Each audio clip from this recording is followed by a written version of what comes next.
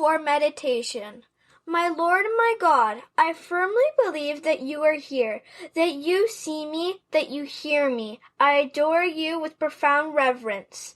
I beg you pardon for my sins and the grace to make this time of prayer fruitful. My Immaculate Mother, Saint Joseph, my Father, and Lord, my guardian angel, intercede for me. Amen. Holy Week Tuesday. Jesus is condemned to death. Our Lord is led in chains to the residence of the procurator, Pontius Pilate. They are in a hurry to get things over with. Jesus, with a silent dignity reflected in his walk, passes through the narrow streets which wind their way towards the house of Pilate. It was already daylight, and the people in the city were awake and appearing at their doors and windows to see this man, famous and admired for his sanctity and deeds, now made prisoner. Our Lord had his hands bound together with a rope, which was stretched also round his neck, for such was the punishment meted out to those who misused their freedom against the people. He would be cold so early in the morning and tired.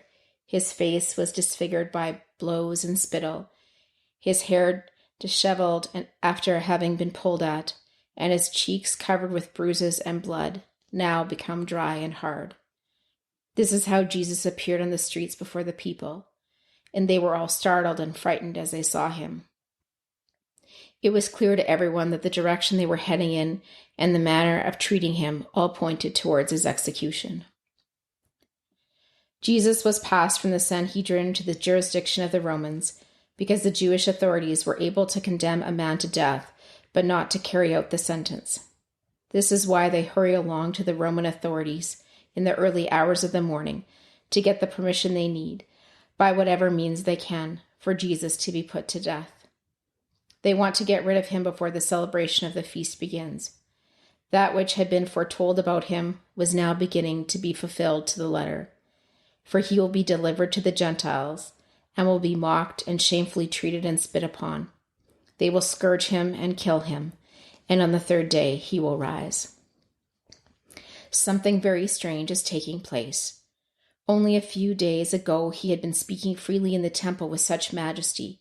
No one has ever spoken as this man, and he had entered into Jerusalem acclaimed by all the people. Now he is a prisoner and is mistreated by the Jewish authorities. Once he had worked so many miracles and was followed by a whole crowd of his disciples. Now he is dealt with as an evildoer. The people would be amazed, and the whole city would be talking about nothing else. They would call upon others to go and see such a surprising event. Jesus of Nazareth had been arrested. They led Jesus to the square in front of the praetorium. His accusers, however, did not enter the praetorium so that they might not be defiled, but might eat the Passover, since the Jews became legally impure if they entered the house of a foreigner. What impious blindness, exclaimed St. Augustine. They think they are going to get contaminated by going into the house of another, and yet they have no fear of impurity brought on by a crime of their own doing. Once again are fulfilled those very strong words which our Lord had leveled at them on an earlier occasion. You blind guides, straining out a gnat and swallowing a camel. So Pilate went out to them. Jesus stood before Pilate, who would be immediately aware of the peace and serenity of the accused, in sharp contrast with the agitation and impatience of those who were calling for his death. Pilate asked him, Are you the king of the Jews? Jesus replied, My kingship is not of this world.